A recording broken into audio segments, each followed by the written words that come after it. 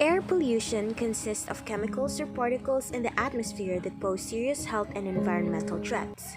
There are several air pollutants that cause air pollution, but we'll focus on the primary air pollutants. So, what are the primary air pollutants and how do they affect our atmosphere?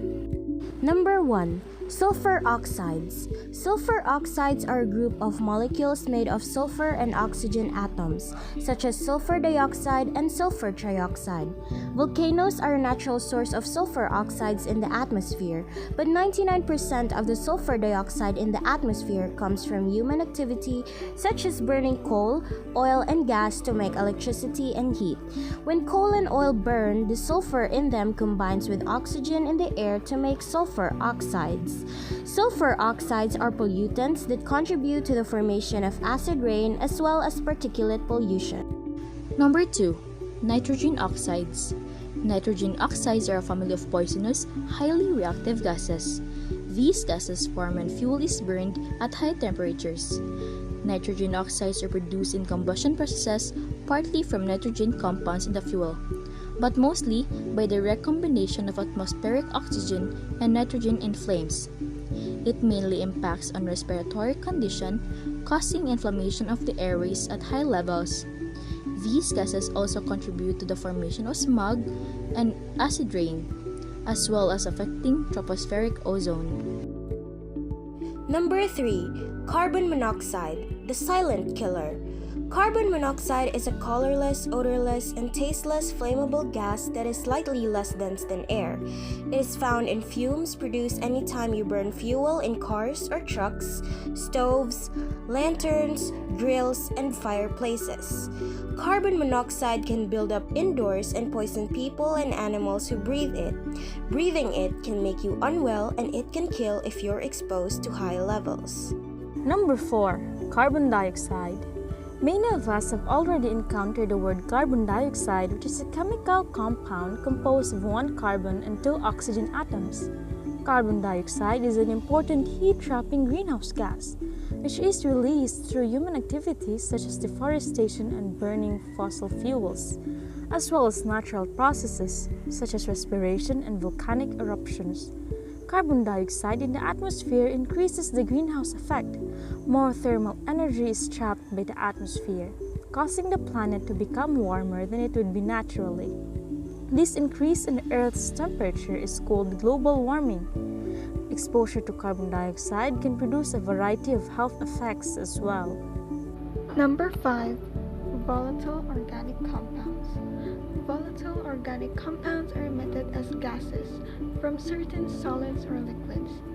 They include a variety of chemicals, some of which may have short and long-term adverse health effects. Concentrations of many volatile organic compounds are consistently higher indoors, up to 10 times higher than outdoors. A few common examples are A. Benzene. Benzene appears as a clear, colorless liquid with a petroleum-like odor. It is also used to make some types of rubbers, lubricants, dyes, detergents, drugs, and pesticides. Natural sources of benzene include volcanoes and forest fires. Benzene is also a natural part of crude oil, gasoline, and cigarette smoke. B. Formaldehyde is a colorless, strong-smelling gas used in making building materials and many household products. It is used in pressed wood products such as particle board, plywood, and fiberboard.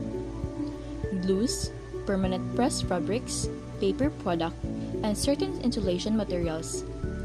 Ingestion of formaldehyde can be fatal, and long-term exposure to low levels in the air or on the skin can cause asthma-like respiratory problems and skin irritations such as dermatitis and itching.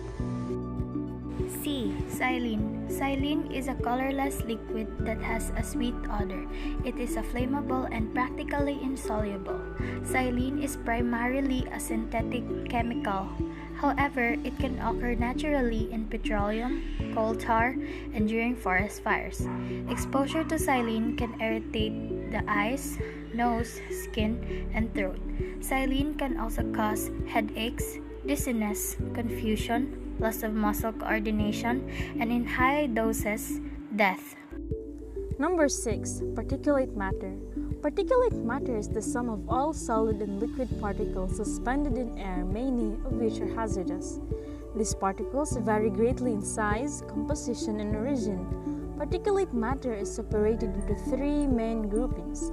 Ultrafine particles can be created by combustions and chemical reactions. Some viruses can actually be as small as 100 nanometers. The largest particles present in air are known as cores, and they can be tens of micrometers in size. These are made up of dust and soil, or they can be biological.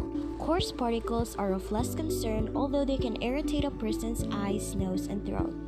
In between is what we call fine particulate matter, PM 2.5. Your kitchen is a big source of these particles indoors. Exposure to fine particles can cause short-term health effects. It can also affect lung function and worsen medical conditions such as asthma and heart disease. While air pollution has many consequences for our planet, there are solutions. We can limit toxic pollutants, smog, and greenhouse gases by decreasing the use of fossil fuels such as in transportation, manufacturing, and electricity generation. Reducing air pollution not only contributes to a cleaner environment and better human health, but can also slow the rate of global warming.